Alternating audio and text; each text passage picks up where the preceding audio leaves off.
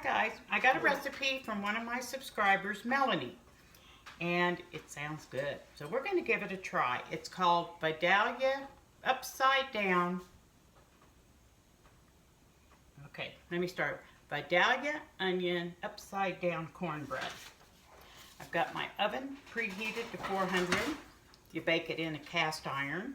I've got 4 tablespoons of butter in here. I'm going to get it started melting as we go over the ingredients. I have sliced up 2 Vidalia onions. I wasn't even sure I'd be able to get those around here, but we went to the city, which a city around here is 25,000. Too big for me.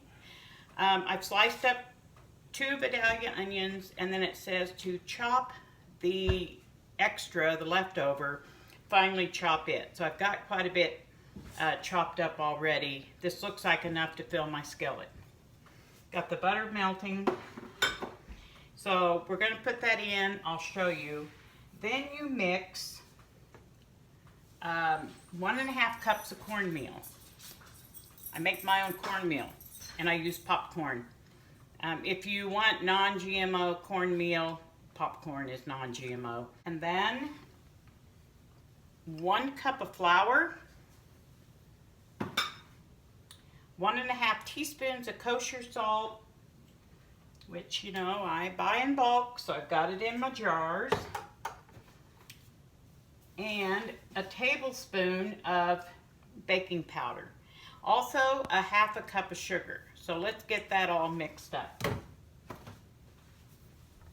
Okay guys, in this pan I've got the cornmeal, the flour, which mine is my whole wheat flour that I grind, and you all know I do that.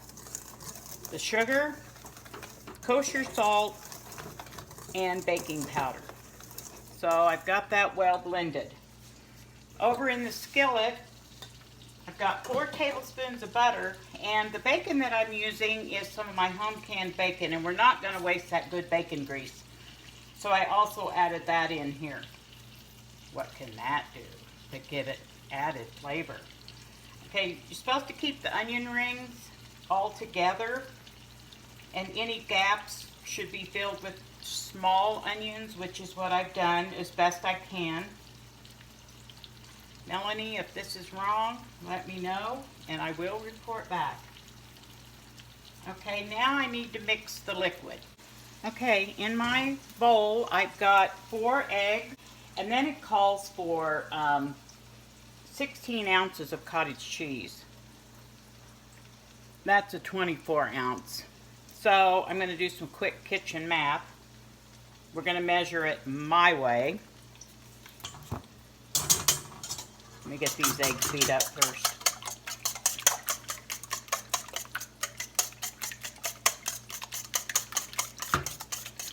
So it calls for 16 ounces of cottage cheese.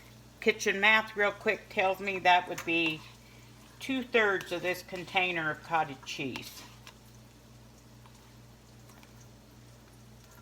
Exactly 16 ounces. Okay, now you mix this really well.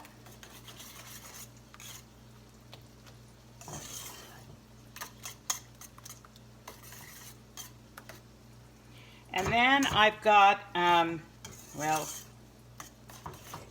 as with everything else, it's not precise. It's supposed to be, I gotta look, 8 ounces of broccoli. Well, it's 10 ounces. But that'll only add extra flavor, right? So I got the cottage cheese and eggs well mixed. And now I'm going to go over to the broccoli. It's frozen broccoli, and you're supposed to squeeze all of the water out. I've had it draining in a colander. I'm going to go over there right now and squeeze it. You don't need to watch that. I'm not Mr. Whipple. Please don't squeeze the Charmin. I'm going to go squeeze the broccoli. Okay, I did cut up the broccoli just a little bit more. These were huge, beautiful, huge broccoli florets. And let's get that all mixed up. You're supposed to cook the onions for 5 minutes, and I let them cook for a little bit, and then I shut them off. This is the wet ingredients.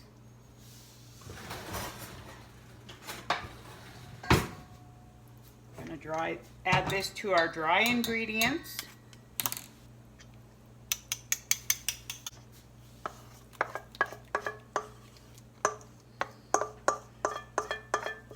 Now, there's part of this recipe that I gotta tell you guys. It's just, I'm almost embarrassed to say it.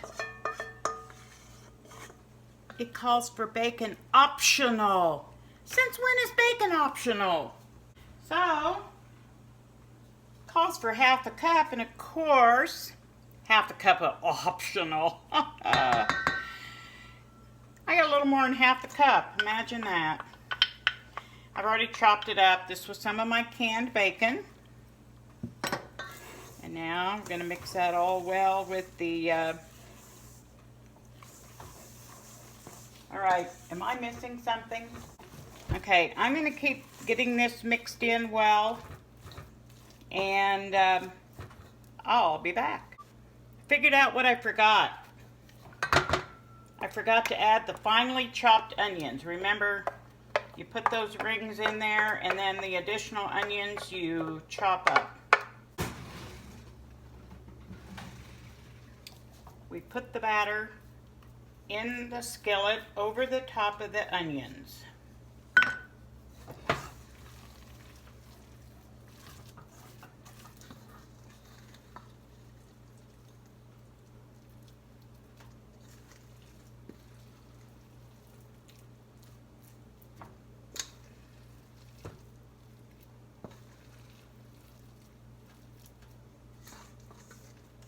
Oh, you know what, I think I'm supposed to save some of those onions and put on the top, but that's all right.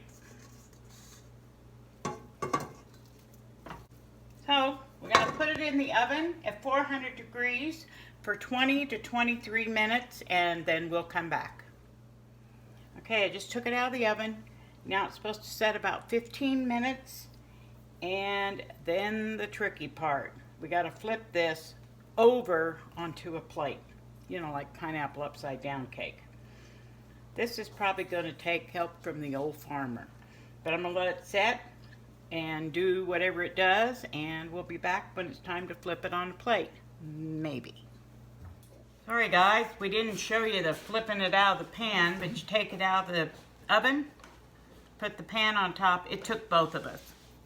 The old farmer hung on to the skillet, he flipped it while I hung on to the plate. I don't know if I could have done this alone or not. No, you're not going to see me eat it. I'll just report back. That's just something I'm not into, that mukbang or whatever they call it. Hey guys, I'm here for the update. I'm sitting on my front porch, and it's, I don't know, about 9 o'clock, so it might be starting to get a little bit dark. Whoop, there goes a cat up the tree. Did you see that? Okay, that was delicious. That stuff is good. The only thing is, I had to leave it in the oven about 45 minutes. When you saw me take it out and say I was going to let it set, I let it set. I should have checked it. I didn't. And when I went back, after about 10 minutes, I noticed the top didn't look right. It was not baked in the middle. So I put it back in the oven, and I think it was a total about 45 minutes, which, if you think about it, that sounds about right with all the stuff that you have in there. And by that time, it was getting kind of late. The old farmer was hungry. We didn't let it set. We just flipped it right quick. And wow, it's good. It was very delicious. So, thank you, Melanie. And Melanie's one of my subscribers, and she knew how much we liked onions, and boy. And also, you're right, those Vidalia onions are sweet. I usually just buy the cheapest, usually yellow onions, but very good. Thank you. Thumbs up on, oh, I gotta remember the name.